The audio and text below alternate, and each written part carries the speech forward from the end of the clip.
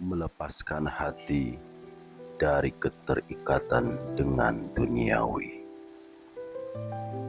Allah berfirman dalam Al-Quran, Bismillahirrahmanirrahim.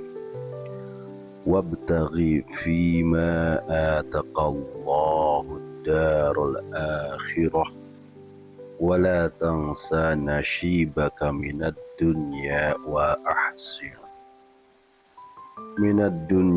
ahsin kama ahsanallahu ilaika wala tabghil fasada fil ardh innallaha la yuhibbul mufsidin, yang artinya, dan carilah pahala negeri akhirat dengan apa yang telah dianugerahkan Allah kepadamu, tetapi janganlah kamu lupakan bagianmu di dunia dan berbuat baiklah kepada orang lain sebagaimana Allah telah berbuat baik kepadamu, dan janganlah kamu berbuat kerusakan di bumi.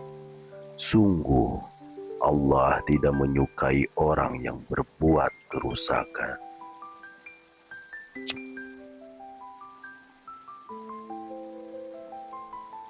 Ibtigha itu tidak sekedar tolab atau bahth, yang artinya mencari karena kebutuhan yang sangat mendesak. Kesungguhan menjadi keharusan dalam mencari pemenuhan kebutuhan akhirat. Sedangkan untuk kebutuhan dunia hanya jangan dilupakan saja. Wala tangsa artinya mencari kehidupan dunia itu sewajarnya saja. Kebutuhan dunia itu sesungguhnya tergantung kepada keinginan kita. Semakin besar keinginan, akan semakin besar kebutuhan kita. Jika keinginan kita sedikit, maka kebutuhan kita juga tidak banyak. Kita sendiri yang menentukan kebutuhan kita. Besar ataukah sedikitnya, keinginan itu semakin dituruti, maka akan selalu meminta lebih, semakin besar dan membesar. Oleh sebab itu, kita harus menyadari setiap keinginan kita dan berusaha mengendalikannya.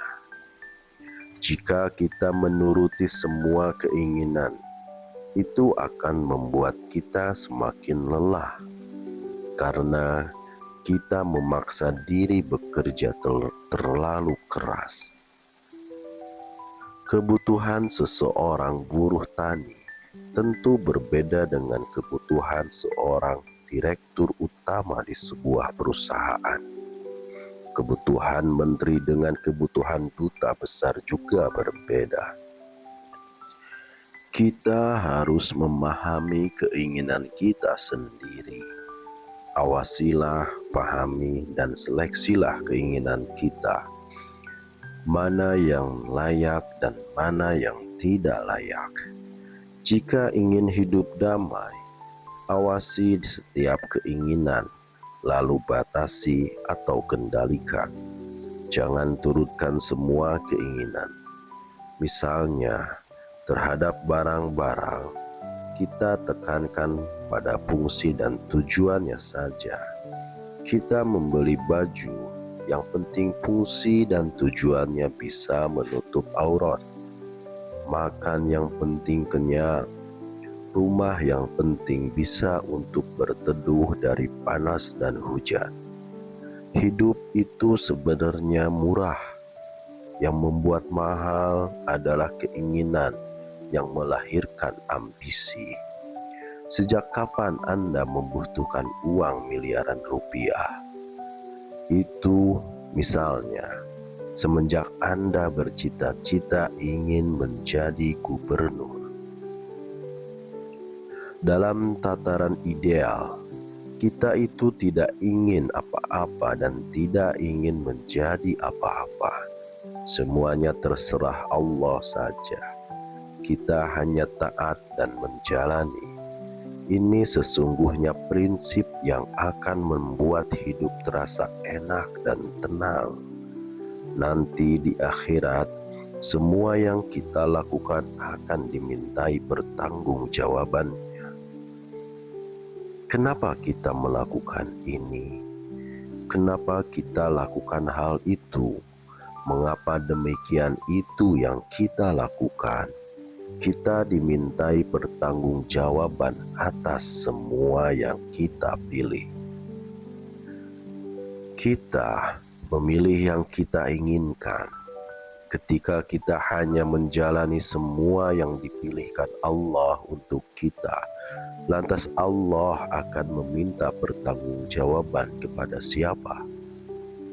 Ketika ditanya, "Kenapa kamu melakukan itu?" Lalu dijawab, "Karena saya menjalankan kehendak Allah." Jika kita cermati, sesungguhnya apa yang kita inginkan itu tidak pernah terjadi. Yang akan terjadi itu hanya yang diinginkan dan dikehendaki oleh Allah. Itu yang harus kita yakini.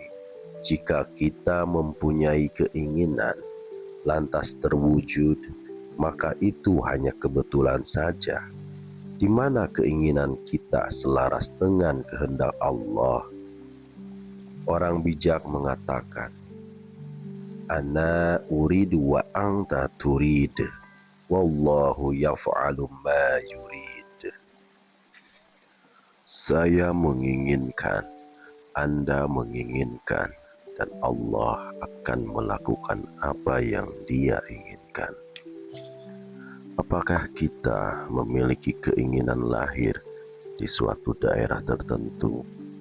Apakah kita memiliki keinginan lahir menjadi laki-laki atau perempuan? Apakah kita memiliki keinginan lahir dari orang tua tertentu? Tidak, semuanya adalah keinginan dan kehendak Allah. Semuanya ditentukan Allah. Kita juga tidak bisa memilih bagaimana cara kita nanti mati. Semua yang telah terjadi dan akan terjadi itu karena kehendak Allah, bukan kehendak kita. Keinginanlah yang melahirkan kesusahan dan penderitaan. Semakin banyak keinginan, maka akan semakin menyusahkan hidup kita sendiri. Jika keinginan terwujud, kita senang, lantas melupakan Allah. Sementara ketika keinginan tidak terwujud, kita merasa susah, lalu marah kepada Allah. Ketika kita tidak berkeinginan, apapun yang Allah tentukan, kita akan menerimanya dengan senang hati. Ketika kita sudah menerima semua keputusan Allah dengan senang hati, maka apapun yang kita lakukan, Allah pasti senang. Kita harus benar-benar sadar bahwa apapun yang terjadi dalam kehidupan sehari-hari ini di luar keinginan kita. Apakah kita yakin bahwa besok kita akan melakukan ini, itu, dan sebagainya? Apakah kita tahu akan mati di mana? Wabtaghi fima ataqallahu darul akhirah wala tansa nasibaka minad dunya. Dan carilah pahala negeri akhirat dengan apa yang telah dianugerahkan Allah kepadamu. Tetapi janganlah kamu lupakan bagianmu di dunia. Sedangkan dalam sebuah azhar disebutkan, "I'mal lidunyaka ka'annaka ta'ishu abada." wa'amal li akhiratika ka'annaka tamutu ghada. Berjalanlah untuk duniamu seakan-akan kamu hidup selamanya, dan bekerjalah untuk akhiratmu seakan-akan kamu mati besok. Bekerjalah untuk duniamu seakan-akan kamu hidup selamanya. Ini menunjukkan bahwa bekerja untuk dunia itu santai saja. Bekerjalah untuk akhiratmu seakan-akan kamu mati besok. Ini menunjukkan bahwa bekerja untuk akhirat itu harus segera dan jangan menunda-nunda. Tidak ada nas agama yang mengajak untuk mengutamakan dunia. Jikapun ada, pasti rekayasa penafsir saja. Dunia ini serba sementara, dan kita melaluinya dengan cepat. Tidak membutuhkan waktu yang lama. Jadi, untuk urusan dunia itu sekedar jangan lupa saja. Kita tidak diperintahkan untuk mencari dengan sungguh-sungguh. Sedangkan untuk akhirat tidak sekedar mencari, tetapi mencari dengan kesungguhan hati. Oleh sebab itu, mencari ridho Allah itu harus sepenuh hati, tidak boleh setengah-setengah. Dalam firman Allah disebutkan, Bismillahirrahmanirrahim. Wa minan nasi may yashri nafsahu batigha maradatillahi wallahu ra'ufum bil ibad. Dan di antara manusia ada orang yang mengorbankan dirinya untuk mencari keridhaan Allah. Dan Allah Maha Penyantun kepada hamba-hambanya. Ada sebagian orang yang menjual nyawanya atau siap berkorban, memberikan yang terbaik yang dimilikinya, sebab dia mencari keridhaan Allah dengan sepenuh hati. Orang seperti ini memiliki kesungguhan hati untuk menyenangkan Allah. Dia bekerja keras dan mengorbankan segala-galanya. Semua itu tidak akan sia-sia, sebab Allah sangat sayang kepada hamba-hambanya. Penutup, wallahu ra'ufum bil ibad, adalah jaminan bahwa Allah sangat sayang hamba-hambanya dan memastikan pengorbanan hamba-hambanya tidak akan sia-sia. Begitu indahnya Al-Quran, yang ironisnya kita lalaikan begitu saja dan tidak kita cermati. Hal tersebut di atas adalah bagian dari idealisme. Kita bisa membangun apapun jika ada idealisme, bukan karena cinta harta. Jika sesuatu cita-cita dilandasi dengan cinta harta, maka ujungnya hanya untuk diri sendiri. Dari mana asal muasalnya kita cinta kepada materi? Secara fitrah dan kodrati, kita itu tidak terikat dengan materi. Kita lahir ke dunia tidak dibekali dengan apapun, dan meninggal pun tidak dibekali materi apapun juga. Di tengah antara lahir dan mati itu kita pernah memiliki sesuatu yang sifatnya sementara. Kalau semua yang kita kumpulkan nantinya akan kita tinggalkan, kenapa dipikir sampai mendalam? Kita harus menyadari bahwa apa yang kita kumpulkan, lantas kita tinggalkan itu, semua hanya permainan. Jangan terlalu serius dalam memandang dunia.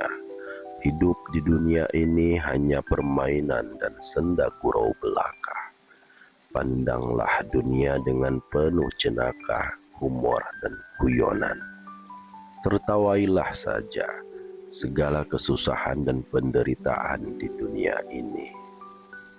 Ketahuilah bahwa orang yang tidak cinta harta itu tidak selalu miskin. Namun, yang jelas orang yang tidak pernah cinta harta itu orang yang selalu kaya jiwanya. Dia selalu merasa cukup. Sedangkan orang yang cinta harta tidak pernah kaya jiwanya. Diberi apapun oleh Allah akan tetap merasa kurang, tidak pernah merasa cukup. Justru yang bisa menikmati dunia itu adalah orang yang tidak mencintai dunia.